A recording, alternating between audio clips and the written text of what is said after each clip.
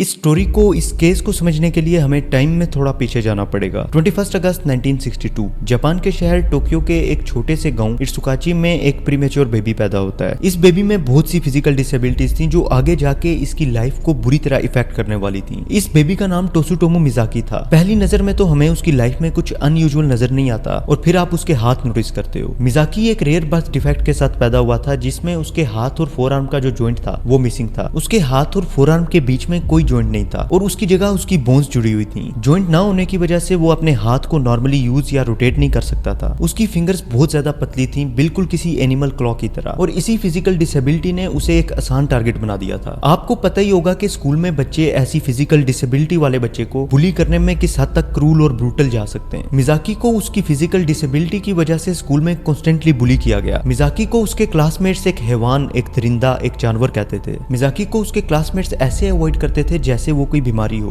और टीचर्स ने भी उसके लिए स्टैंड नहीं लिया और उसे कंप्लीटली इग्नोर कर दिया। स्कूल में कॉन्स्टेंटली बुली होने की वजह से मिजाकी की मेंटल हेल्थ बुरी तरह डैमेज हो गई थी। मिजाकी ने लोगों से बात करना भी बंद कर दिया था और अब वो ज्यादातर अकेला रहता था। लेकिन मिजाकी बहुत ज्यादा स्मार्ट और इंटेलिजेंट बच्चा था। वो जो भी चीज एक बार पढ़ लेता था उसे वो कभी नहीं भूलता था, जिसकी वजह से वो अपने स्कूल में टॉपर था। कुछ टाइम तक तो यही लग रहा था कि मिजाकी ने अपने अंदर की डार्कनेस को अपनी इंटेलिजेंस से हरा दिया है और वो उस सारे मेंटल टॉर्चर को भूल चुका है जो उसे उसके क्लासमेट्स ने दिया था। मिजाकी बड़ा होकर एक कार्टूनिस्ट बनना चाहता था, लेकिन उसके ड्रीम्स भी उसकी इनोसेंस के साथ मर गए। इसके बाद मिजाकी ने जापान की एक फेमस यूनिवर्सिटी वसेडा प्रेस्टिजियस इंस्टीट्यूशंस के लिए अप्लाई किया और उन्होंने मिजाकी को रिजेक्ट कर दिया। ये रिजेक्शन उसकी एकेडमिक बेसिस पर नहीं था बल्कि उसकी फिजिकल डिसेबिलिटी की वजह से था। इस रिजेक्शन की वजह से मिजाकी अंदर से टूट चुका था। ऐसा लग रहा था कि ये दुनिया उसे कहना चाह रही है कि तुम हमारा हिस्सा नहीं बन सकते। इसके बाद मिजाकी ने एक जूनियर कॉलेज में एडमिशन लिया जहाँ वो फोटोग्राफी की स्टडी कर रहा था, लेकिन उस वक्त तक उसके अंदर बहुत कुछ बदल गया था। एक ब्राइट स्टूडेंट की जगह एक ऐसे इंसान ने ले ली थी जिसे सेल्फ हेट्रेड और अकेलेपन ने जकड़ा हुआ था, जिसने उसे डार्कनेस में धकेल दिया। मिजाकी की होम लाइफ भी कुछ ज्यादा अच्छी नहीं थी। उसकी फैमिली का न्यूज़पेपर का बिजनेस था और सोसाइटी में भी काफी ज्यादा रिस्पेक्ट थी। मिजाकी के पेरेंट्स ने मिजाकी को कभी नहीं समझा। वो हमेशा उसकी फिजिकल डिसेबिलिटी की वजह से शर्मिंदा रहते थे। जब मिजाकी को अपने पेरेंट्स की इमोशनल सपोर्ट की सबसे ज्यादा जरूरत थी, उस वक्त उन्होंने उसे इग्नोर कर दिया। सिर्फ एक इंसान था जिसे मिजाकी की सच में फिक्र थी, जो मिजाकी की रियल में केयर करते थे। वो उसके ग्रैंडफादर थे। वही एक इंसान थे जो उसकी लाइफ के हर अप्स एंड डाउन्स में उसके साथ थे, जो उसे इंसान समझते थे, और उन्होंने कभी भी मिजाकी को उसकी फिजिकल डिसेबिलिटी पे जज नहीं किया। लेकिन 1988 में उसके ग्रैंडफादर की डेथ हो गई और इसके बाद जो हुआ वो कहना भी मेरे लिए बहुत मुश्किल है। एट दिस पॉइंट मिजाकी इमोशनली बिल्कुल टूट चुका था। उसने अपने ग्रैंडफादर के एशेज ही खा लिए। हाँ, आपने सही सुना, उसने अपने ग्रैंडफादर के एशेज ही खा लिए। उसे ये लगता था कि ऐसा करने से उसके ग्रैंडफादर उसके अंदर हमेशा जिंदा रहेंगे। वो इस हद तक डेस्परेट हो चुका था अपने ग्रैंडफादर को अपने साथ रखने के लिए। मिजाकी इतना टूट चुका था कि वो पोर्नोग्राफी से ही ऑब्सेस्ड हो गया, स्पेशली और हॉरर फिल्म से, जिसमें वायलेंस, डेथ और गोर कंटेंट था। उसके पास कोई भी ऐसा नहीं था जो उसे रोके या उससे पूछे कि क्या तुम ठीक हो। सोसाइटी ने मिजाकी को ऐसे ही इग्नोर किया जैसे वो फिजिकली डिसेबल लोगों को करती है। तो जब 1988 में टोक्यो में मर्डर शुरू हुए तो सोसाइटी को भी इस पर सरप्राइज नहीं होना चाहिए, लेकिन जो मिजाकी ने किया वो किसी ने कभी भी इमेजिन नहीं किया था। 22 अगस्त 1988 गर्मियों का एक आम दिन था। पिछले ही दिन मिजाकी की बर्थडे थी। टोक्यो के एक छोटे से पार्क में एक बच्ची खेल रही थी और वो कभी वापस घर नहीं पहुंची। मैरी सिर्फ 4 साल की थी, एक हंसती खेलती बच्ची जो अपने घर के करीब पार्क में खेलने गई, जैसा कि इस एज के बच्चे करते हैं। लेकिन वहाँ पे मिजाकी भी मौजूद था। वो उसे देख रहा था और इंतजार कर रहा था सही टाइम का। मिजाकी ने उसे कैंडी की लालच दी और अपनी कार तक ले गया। उसने वही सॉफ्ट और जेंटल टोन एक मास्क की तरह यूज किया जो अक्सर प्रीडेटर्स यूज करते हैं अपने शिकार को फंसाने के लिए। कार के अंदर जाते ही उसका मास्क उतर गया और मैरी के सामने उसका असली चेहरा आया। मिजाकी ने कार के सीट बेल्ट से उस बच्ची का गला दबाकर उसे मार दिया और फिर वो उसे एक सुनसान जगह पर ले गया और वहां पे जाके उसकी डेड बॉडी फेंक दी। मिजाकी ने उस बच्ची की डेड बॉडी को ऐसे ही नहीं छोड़ दिया। अगले कुछ दिन तक लगातार वो उस जगह पर जाता रहा जहां उसने उस डेड बॉडी को फेंका था। वहां पे जाके वो उस डेड बॉडी की कुछ फोटोग्राफ्स लेता और उसका करता था। इमेजिन करो कि अगर आप मैरी के पेरेंट्स होते, हर स्ट्रीट, हर उस जगह जहां वो जा सकती है उसे ढूंढ रहे हो, बस इसी उम्मीद में कि शायद कोई मिरेकल हो जाए और वो घर वापस आ जाए, बिना ये जाने कि उसे एक मॉन्स्टर ले जा चुका है। मिजाकी ने कुछ दिन बाद मैरी की बॉडी को जला दिया और उसके एशेज, उसके कपड़े और उसके दांत एक बॉक्स में डालकर उसकी फैमिली को मेल कर दिए। और उस बॉक्स के साथ एक पोस्ट कार्ड भी था जिसमें लिखा था, मैंने मैरी को जला दिया है, इन्वेस्टिगेट करो और प्रूव करो कि ये किसने किया है। 全部を信用することはできないです。ただ文書はやはりマリを連れて行った人が書いたものだと思います。これが人間としてこんなことがどうしてできるの。क्या आप इमेजिन कर सकते हो उस बॉक्स को ओपन करना? वो डर, वो गुस्सा, वो गम। ये सिर्फ एक मर्डर नहीं था बल्कि ये एक साइकोलॉजिकल टॉर्चर था। लेकिन मैरी वो अकेली बच्ची नहीं थी जिसके साथ ये सब कुछ हुआ था। 2 महीने बाद उसने दोबारा अटैक किया। इस बार एक 7 साल की बच्ची जिसका नाम मसामी योशिजावा था वो गायब हो जाती है। जब मिजाकी की उस पर नजर पड़ी उस वक्त वो अपनी फ्रेंड के घर जा रही थी। मिजाकी ने इस लड़की के साथ भी वही किया जो मैरी के साथ किया था। कैंडी की लालच दी और फिर अपनी कार तक ले गया और सीट बेल्ट से गला दबाकर मार दिया। इसके बाद मसामी की डेड बॉडी को भी एक वीरान जगह पर ले गया। इस बार मिजाकी ने डेड बॉडी को नहीं जलाया और वहीं पर डिकम्पोज होने के लिए छोड़ दिया। मिजाकी तेजी से आगे बढ़ रहा था और कोई नहीं जानता था कि इन मर्डर्स के पीछे वही है। पुलिस किलर को पकड़ने की पूरी कोशिश कर रही थी लेकिन अभी तक उनके पास कोई नाम नहीं था। अचानक से शुरू होने वाली ये किलिंग्स पुलिस, मीडिया और लोगों के लिए नाइटमेयर बन चुकी थी। फिर आता है दिसंबर। लोग क्रिसमस की प्रिपरेशंस कर रहे थे, बच्चे सेंटा को लेटर लिख रहे थे, लेकिन मिजाकी सेलिब्रेट नहीं कर रहा था। वो अपने अगले शिकार की तैयारी कर रहा था। 4 साल की एरिका नाम्बा अपने स्कूल के बाहर खेल रही थी जब मिजाकी ने उसे किडनैप किया और एक होटल में ले गया और अपने हाथों से उसका गला दबाकर मार दिया। इसके बाद मिजाकी ने उस लड़की की डेड बॉडी को अपनी कार की ट्रंक में डाला और एक वीरान जगह पर ले गया और वहां जाके मिजाकी ने उस लड़की की डेड बॉडी की कुछ फोटोज ली, उसके कपड़े जला दिए और उसकी नेकेड डेड बॉडी को वहीं छोड़ दिया।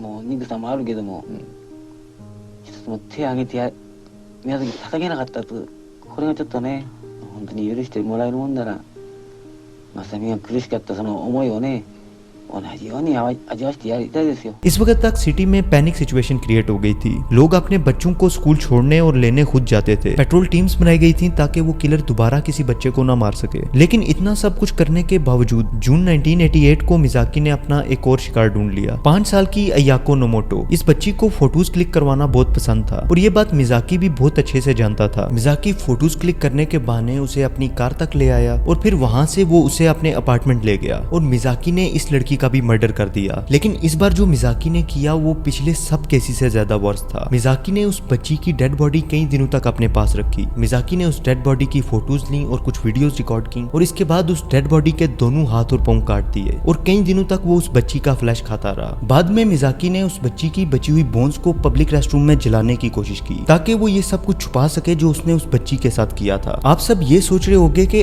आखिर वो पकड़ा कैसे गया। उसे किसी स्मार्ट डिटेक्टिव ने नहीं पकड़ा और न ही पुलिस को उसके डीएनए ट्रेसेस मिले विक्टिम की बॉडी से। पुलिस के गुड लक और मिजाकी के बैड लक की वजह से वो पकड़ा गया। लास्ट किलिंग के 1 महीने बाद उसने पार्क में 2 बच्चियों को अप्रोच किया। मिजाकी ने उन बच्चियों की फोटोज क्लिक करने की कोशिश की लेकिन ये सब करते हुए उन बच्चियों के फादर ने उसे देख लिया। उन बच्चियों के फादर ने और कुछ नेबर्स ने मिजाकी को पकड़ लिया और पुलिस को कॉल कर दी। पुलिस ने मिजाकी को अरेस्ट कर लिया। जब पुलिस ने मिजाकी का अपार्टमेंट चेक किया तो पुलिस के सामने मिजाकी का वो डार्क और हॉरर फेस सामने आया जो वो लोगों से छुपाता था। पुलिस को मिजाकी के अपार्टमेंट से हजारों मूवीज, हॉरर मूवीज और विक्टिम्स की फुटेजेस मिली। कुछ विक्टिम्स के कपड़े और हड्डियां भी मिली। टोक्यो के सबवे में मौजूद एक छोटे से अपार्टमेंट से पुलिस को वो डार्कनेस मिली जिससे लोग 1 साल तक डरते रहे। जब प्रेस को मिजाकी की हॉरर गोर मूवीज के लिए ऑब्सेशन का पता चला तो उन्होंने उसे द ओटाकू किलर का नाम दिया। लेकिन क्या ये फेयर था? ओटाकू का मतलब है एक ऐसा इंसान जो एनिमे से ऑब्सेस्ड हो। मीडिया ने इसकी किलिंग्स का ब्लेम एनिमेशन पे डाल दिया। मीडिया वीडियो गेम्स को भी ब्लेम करता रहा, यहाँ तक के कल्चर को भी ब्लेम किया। लेकिन एक बार फिर जो रियल रीजन था, जो रियल इशू था कि सोसाइटी ने उसे इग्नोर किया था। ये सब कुछ कार्टून्स की वजह से नहीं हुआ था। इसकी वजह मेंटल इलनेस थी। इस सब की वजह चाइल्डहुड ट्रॉमास थे। इस सब की वजह वो सिस्टम था जिसने एक बच्चे के हेल्प के लिए रोने को इग्नोर किया, हर उस साइन को इग्नोर किया जिसने आगे चल के इस बच्चे को मॉन्स्टर बना दिया। मिजाकी को डिफरेंट साइकोलॉजिस्ट को दिखाया गया। कुछ साइकोलॉजिस्ट ने कहा कि इसे स्किज़ोफ्रेनिया है और कुछ साइकोलॉजिस्ट ने कहा कि इसे मल्टीपल पर्सनैलिटी डिसऑर्डर है। वो हमेशा अपनी एक सेकंड सेल्फ के बारे में बताता था जिसे वो रैट मैन कहता था। मिजाकी के मुताबिक ये सब मर्डर्स उसने नहीं, रैट मैन ने किए। कोर्ट में वो बिल्कुल इमोशनलेस बैठा रहा। किसी टाइम वो टेबल पर ड्राइंग्स बनाने लगता और थोड़ी देर बाद कुछ भी नॉनसेंस विस्पर करने लगता। एक पॉइंट पे मिजाकी ने बताया कि मुझे एक जायंट रैट कुछ बहुत ज्यादा इवल करने को कह रहा है।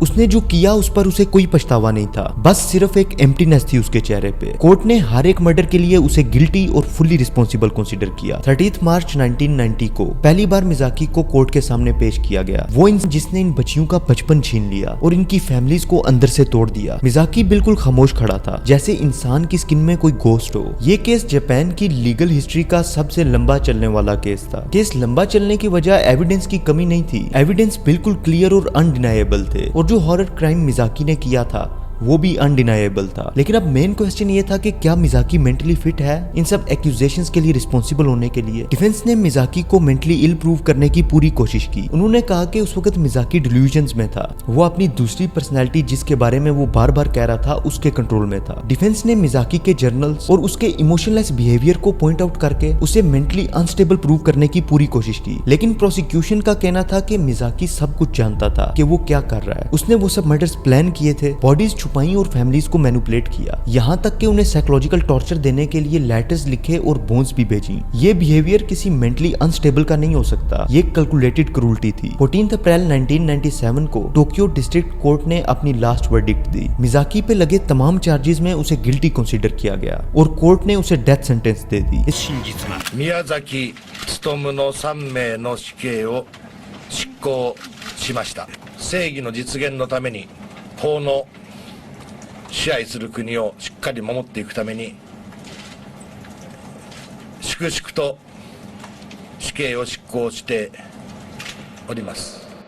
इसके बाद कोर्ट में खामोशी हो गई। खामोशी उन फैमिलीज की जो अंदर से टूट चुकी थी, क्योंकि उन्हें पता था कि अब उनके बच्चे वापस घर कभी नहीं आएंगे। खामोशी उस सिस्टम की जो उन फैमिलीज को उनके बच्चे वापस नहीं लौटा सकता। मिज़ाकी ने कोर्ट के डिसीजन पे कोई रिएक्शन नहीं दिया, बस कहा कि मैं एक्सेप्ट करता हूँ। वो ना ही रोया और ना ही कोर्ट से अपनी सजा माफ करवाने की रिक्वेस्ट की। उसने 11 साल जेल में गुजारे अपनी डेथ सेंटेंस के इंतजार में। इस टाइम के दौरान वो बहुत ही अजीब और डार्क इमेजेस ड्रॉ करता था। मिज़ाकी ने अपनी फैमिली से मिलना भी बंद कर दिया था, ऐसा लग रहा था कि वो अंदर से पहले ही मर चुका है। 17 जून 2008 को बगैर किसी को इन्फॉर्म किए मिज़ाकी को फांसी पर लटका दिया। उस वक्त मिज़ाकी की एज 45 साल थी और यहाँ पे मिज़ाकी की स्टोरी खत्म होती है, लेकिन वो इमोशनल स्कार्स जो मिज़ाकी ने उन फैमिलीज को दिए वो हमेशा रहेंगे। मिज़ाकी एक किलर पैदा नहीं हुआ था, उसे किलर बनाया गया था। उसे किलर एनिमे या फिक्शन ने नहीं बल्कि सालों से होने वाले अब्यूज, टॉर्चर और सफरिंग ने बनाया था। लेकिन मिज़ाकी ने जो किया है उसे कोई भी चीज जस्टिफाई नहीं कर सकती। हमें इस स्टोरी को किलर पे एंड नहीं करना चाहिए, इस स्टोरी को उन पे एंड करते हैं जो इम्पोर्टेंट थे। 4 छोटी बच्चियां जिन्होंने हंसना था, खेलना था, बड़े होना था, जीना था, लेकिन उसकी जगह वो नेशन के सबसे बड़े नाइटमेयर का सेंटर बन गई। हमें उन्हें नहीं भूलना चाहिए, ना सिर्फ उनके नाम बल्कि उनकी स्टोरीज, उनकी स्माइल और उनकी इनोसेंस। तो गाइज ये थी आज की वीडियो। अगर आपको वीडियो पसंद आई है तो वीडियो को लाइक करो, शेयर करो और चैनल को सब्सक्राइब करो। आपको क्या लगता है इस केस के बारे में कमेंट सेक्शन में जरूर बताना। Thank you so much for watching और अब मैं आपसे मिलता हूँ नेक्स्ट वीडियो में।